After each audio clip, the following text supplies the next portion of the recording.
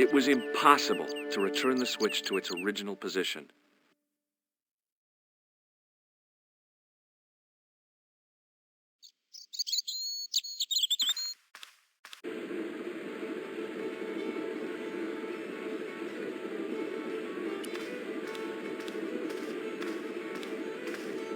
Excuse me? Yes, sir?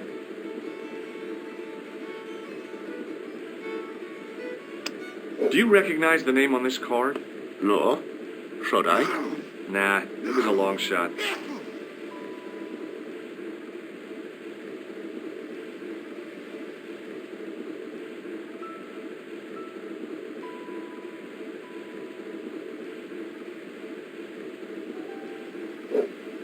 Look, I gotta be going.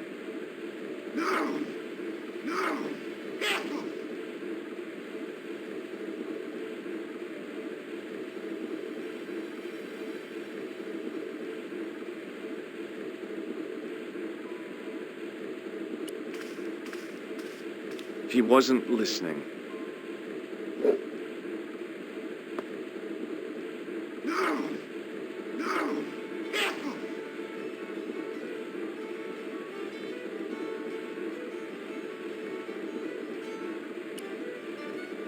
It was the card I'd found in the hotel bedroom.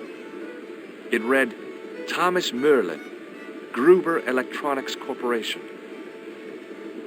It was a rectangle of toweling printed with the words, Nagopolian Stout builds body.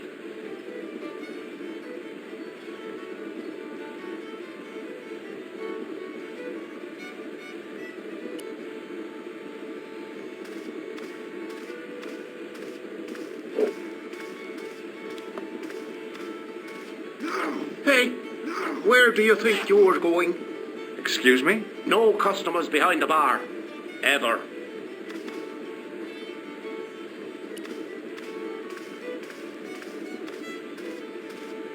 Excuse me? Yes, sir? Look, I gotta be going. Excuse me? Yes, sir? Check out my card. I've seen it, for heaven's sake. May I have another beer, please? Certainly, sir. Same again? Yeah, please. How is this stuff made? That's the secret of the master brewer, sir. Each barrel is lovingly manhandled in time-honored fashion, suspended on skillfully tied ropes of the finest hemp, lowered into the cellar, utilizing the forces of original gravity, like manna from heaven. I'm sorry, but the pump appears to be broken. I could fix it for you. I don't think so. This is a job for a professional electrician. Oh, well, at least the glass washer is still working. It's not my idea, is it? Well, no. Isn't that marvellous? Here's a house bedevilled with faulty wiring of a wayward nature. Here's you, an electric man, with a little plastic card to prove it. I still want to see what you can do before I let you touch me beer pumps. You can make a start on the glass washer. When you finish that, will you take a look at the pumps?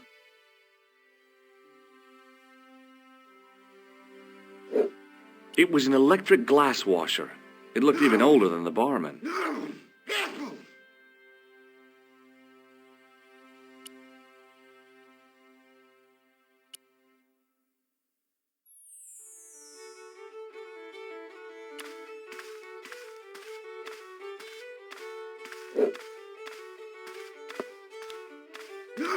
I couldn't see anything obviously wrong with the machine. I figured it must be the wiring.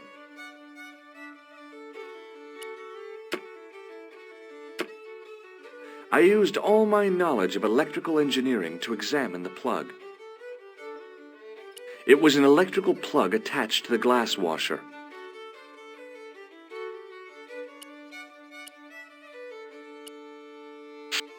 I replaced the fuse with a piece of wire. I knew it was dangerous, but I was desperate enough to disregard everything I knew about standard safety precautions. Excuse me, Mr. Leary. I fixed your glass washer, no problem. Bingo! and a blessing to all the saints. A free half-pint to that man, on the house. Now, could you take a look at the beer pumps? Well, I guess so, but I'm not making any promises. If you can't fix them, I'll have a riot on me hands. The pumps are in the cellar, right? That's right. You'll find a flashlight down there somewhere.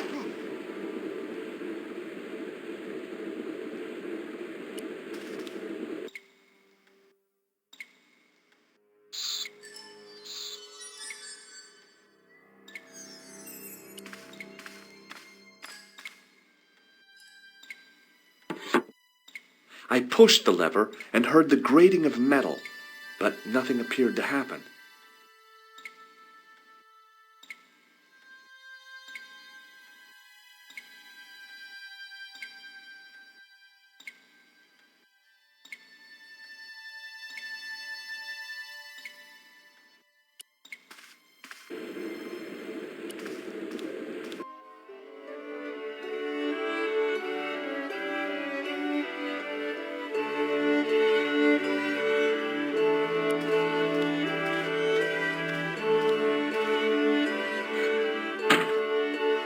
I lifted the trap door, and an overpowering smell of stale beer rose from the cellar below. I looked down on a stone-tiled floor, way too far to jump.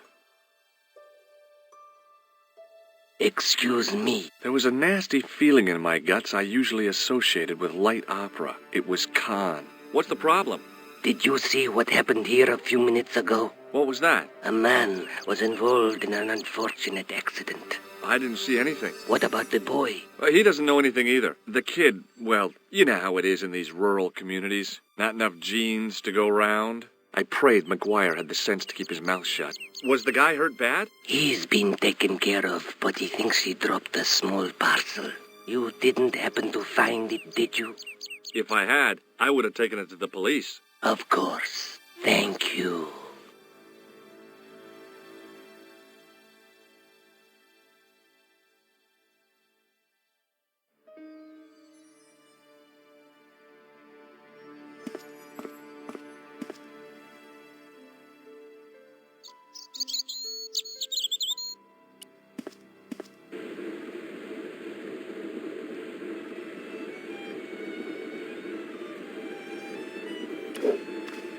Now I could see. I spotted Mr. Leary's flashlight easily.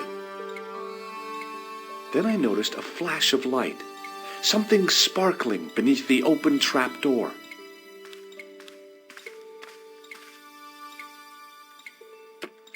It was Peagram's gem, all right. A large, uncut blue stone. I guess I was already under its spell. Did you find it? What? Whatever you was looking for. Yeah. Listen, McGuire, I want you to keep this to yourself. No problemo. Just chuck us up a crate of lager. No way, you're not old enough. We can sell it and make some cash. Forget it, kid. I couldn't betray Mr. Leary's trust. I could, for sure. That old misery guts deserves it. If you want to do me a favor, keep a lookout for that guy in the suit. Okay. But it'll cost you a packet of chips. Oh, and shout if you see that Ferrari.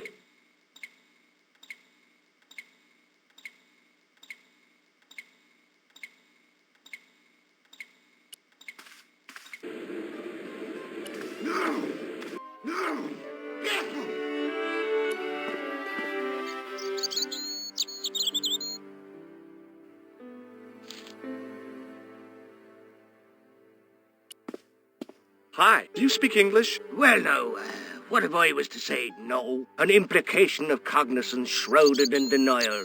A pretty poser of a paradox indeed. I gave him the look I'd perfected when I was 12 and was going to be the greatest hypnotist of all time. It was a killer. Are you attempting to hypnotize me, or is it the constipation you're suffering? I was a little out of practice.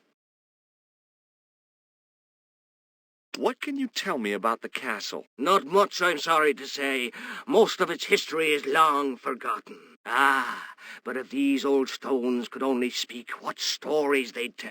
Stories to make your toes curl and your blood run cold. You know, this castle is said to be over 600 years old. Have you seen Professor Pegram? No, he's packed up and gone. Do you happen to know where? Back in England, I suppose. Did you happen to see a red sports car down on the road? I caught a glimpse of a flash of red on the hill and heard the racket. Sure, it was an awful noise. A sports car, you say? A Ferrari, to be exact. A racing car? And what was it doing here? The poor fella must have been lost. The driver of the Ferrari was involved in an accident. Is that so? Yeah, he knocked somebody down outside the bar. What an idiot! How could a thing like that happen? He was traveling too fast. So fast, he ran right under the car? I mean, the car was traveling too fast. But you'd have thought the idiot could have heard it coming.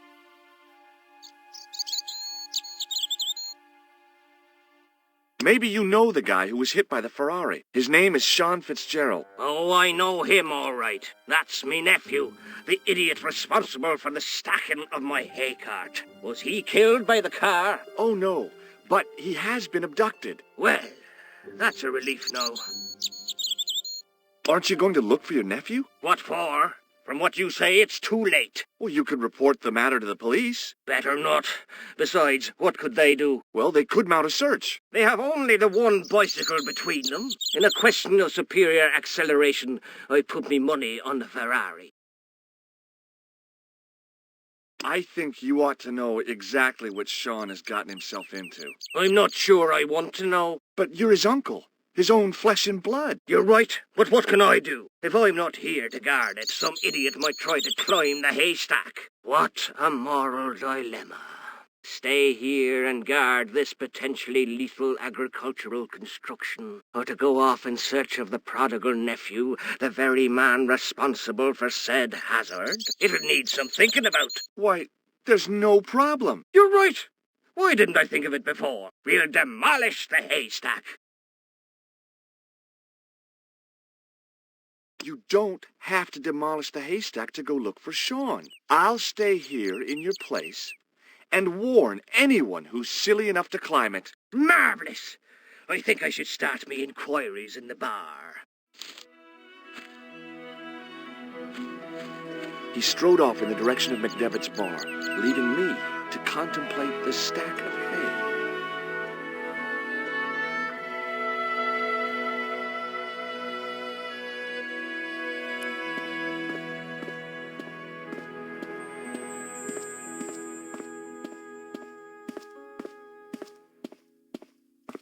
The gates were made of solid, age-blackened wood. The gates were made of solid, The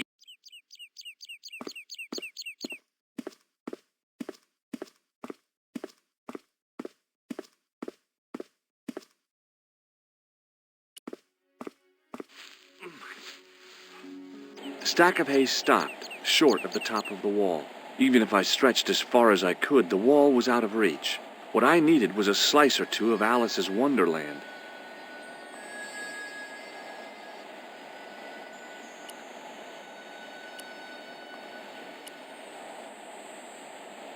I inserted the end of the lifting key in the mortarless crack and gave it a firm shove.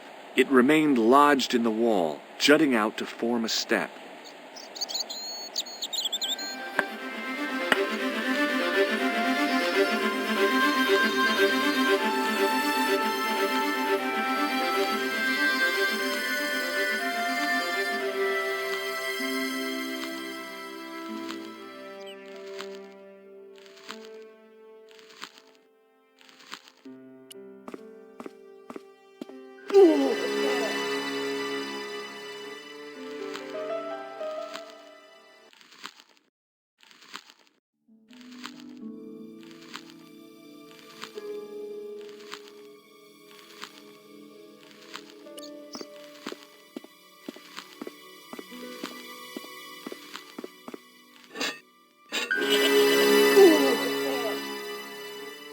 The rope by which the goat was tethered had become tangled on the old plowshare.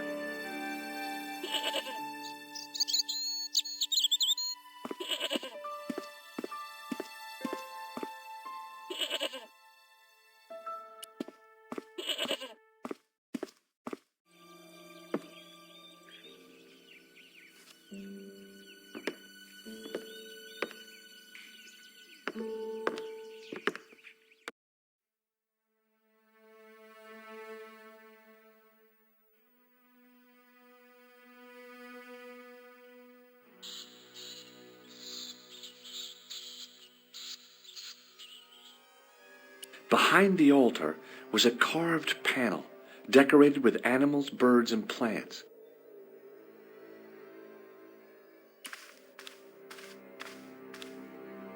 I tried in vain to move the panel.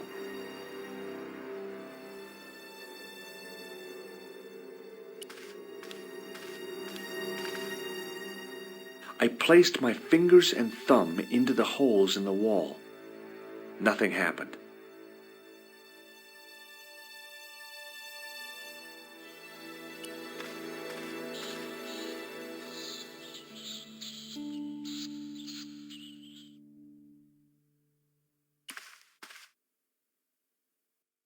The statue was too heavy to lift. It overbalanced into the sand.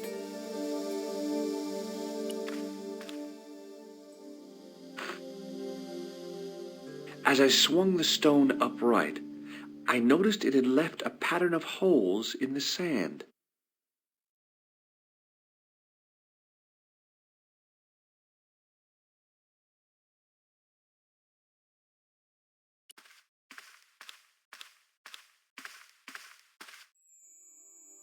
As I dipped my fingers into the soft white powder, I realized what it was.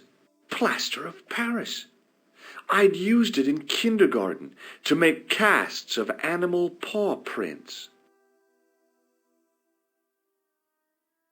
I reached into the sack, but it was empty. I reached into the sack.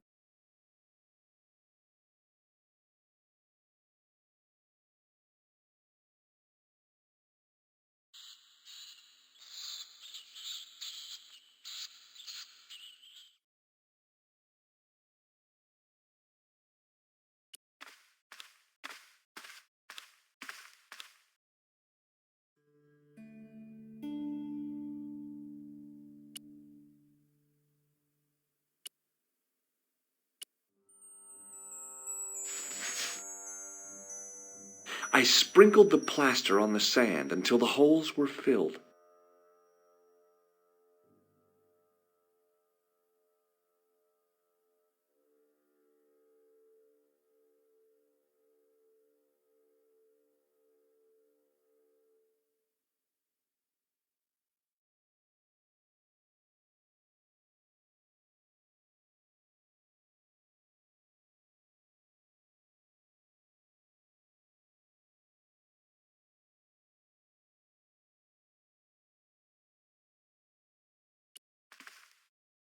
I smoothed the plaster level with the sand.